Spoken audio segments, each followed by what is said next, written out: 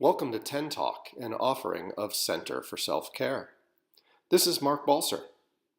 Each 10 Talk investigates a meditation-related topic and is paired with a Sunday evening live online meditation session. I invite you to listen and join us this Sunday at 9 p.m. Simply visit www.center4selfcare.com and navigate to the Meditate for Self-Care link to learn more and join us. Thank you. Just put your body there. It's interesting that this piece of advice applies just as much to procrastination in my life as to the practice of meditation. But I guess today I'll start with meditation and we'll move on to see how we can apply this to our own lives. Just put your body there. In a sense, this is really the response to a question, what do I do if I get stuck? And for me, meditation can cause lots of stuck points, times where all I'm doing in meditation is ruminating. I feel like nothing's really happening. And so in those situations, I often, in between trying to follow my breath, bail out quite a bit. So I'll make my way downstairs, get all set up with my timer and turn the lights down, begin meditating, and within 30 seconds, 1 minute, I say to myself, I can't do this. This isn't working. I get myself up out of that chair and I leave the meditation. Not the most consistent meditation practice, is it? And so what I've found when I'm in those situations where practice isn't really working for me, simply putting my body in the chair without any expectation, without any real technique, is the way that I can get back to a practice that nourishes me. So I wanted to share a poem as we start today from the poet David Whyte. It's called Start Close In. Start close in. Don't take the second step or the third. Start with the first thing, close in, the step you don't want to take. Start with the ground you know, the pale ground beneath your feet, your own way to begin the conversation. Start with your own question. Give up on other people's questions. Don't let them smother something simple. To hear another's voice, follow your own. Wait until the voice becomes a private ear that can really listen to another. Start right now. Take a small step you can call your own. Don't follow someone else's heroics. Be humble and focused. Start close in. Don't mistake the other for your own. Start close in. Don't take the second step or the third. Start with the first thing, close in. The step you don't want to take. So this idea of just put your body there first arrived to me from the meditation teacher Sarah Salzberg. Like I said, it was one of those times where I wasn't getting a lot of meditation in. And I found it really broke the logjam for me, and I do it regularly, probably every 2 or 3 months, as a change of pace from my typical practice of bringing my attention to my breath, my body, my thoughts, and my emotions. There's this teaching story you may have heard about a man who was just too busy to meditate. He went to a teacher and said, I'm too busy. I don't have 20 minutes to meditate. And the great teacher said, well, if you're too busy to meditate for 20 minutes a day, you should be meditating for 40 minutes a day. I'm sure you get the point, but I doubt that this will inspire you to meditate for 40 minutes each day. I doubt it's inspired anybody to meditate twice as much. And so you might even go the opposite direction.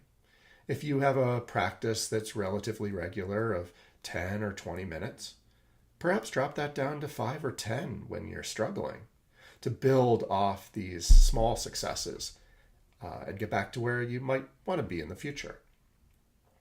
My friend Rick mentioned to me one time when I was having trouble, said I couldn't sit for 20 minutes. He said, how about 10? So really the opposite. One really neat way to do that is with a morning routine. Perhaps you make coffee or tea each morning. And what you could do is, as you set the coffee maker or begin the water boiling, find a quiet place and just sit. It can be with your eyes open or closed. It can be with or without technique. You might just sit there and notice what's happening in your mind. And, this applies to life as well. Every once in a while, I find myself upstairs in the bathroom sink playing with my phone, and I'll suddenly recognize that my family is enjoying themselves and socializing upstairs, and I've kind of hidden away. And part of the challenge there is that I'm feeling a little bit anxious. I don't know how to be part of that conversation and in the room with them. But if I can use that same advice of just put your body there, returning to my family and smiling and listening, they'll really enjoy me. So hopefully I can use that advice in life as well. So what's supposed to happen when we do this type of just putting our body there? Well, one thing is it gives your mind a place to find your body. It gives your heart a place to find your body. We're always moving so fast that we don't give ourselves time for our mind and our body and our heart to interact with each other, to hear the wisdom of each one of these critical elements of our experience. And so Ajahn Chah is a meditation teacher who's actually Jack Kornfield's mentor, Ajahn Brahm's mentor, and he has this concept, take one seat.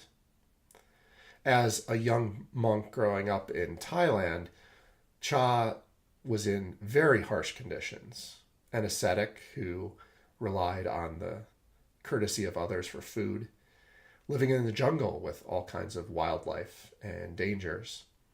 It's pretty difficult to get a practice that nurtured. And so here's what he was told to do for his practice, and I'd suggest it for you as well. He writes, just go into the room and put one chair in the center. Take the seat in the center of the room. Open the doors and windows and see who comes to visit. You will witness all kinds of scenes and actors, all kinds of temptations and stories imaginable. Your only job is to stay in your seat. You will see it all arise and pass, and out of this, wisdom and understanding will come. See, the point of meditation is not that time we sit. It's not about relaxing or emptying our mind, but how we bring it into our lived experience in the world. And so giving ourselves this time to connect with a center of peace in our own selves is really critical, really important. So I like to use the concept of letting my mind wonder and wander, because I can really do pretty much anything I want. Maybe I'm doing a to-do list. Maybe I'm ruminating. And so as I sit, just repeating those words, wonder and wander, I'll sometimes catch myself. Is this really letting my mind wander, or am I doing work here? And I essentially permission my mind to let go of whatever's happening right now and see what comes up next. In much the same way, you might imagine yourself as a child, perhaps on a road trip in the back seat of the car, and observing the images of your surroundings. In the car, it might be buildings and people and animals, signs. But the reality is, the workings of our mind in seated practice is much the same. Driving in that car at 25 or 50 miles an hour, we notice things, and then they're gone in almost no time.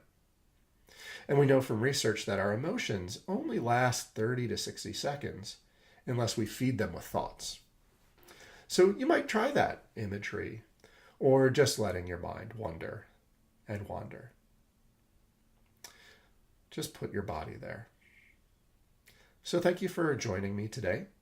I'd love to see you Sunday nights at 9 p.m. for our Meditate for Self-Care guided practice, which will build on the theme that we've talked about today. Thank you.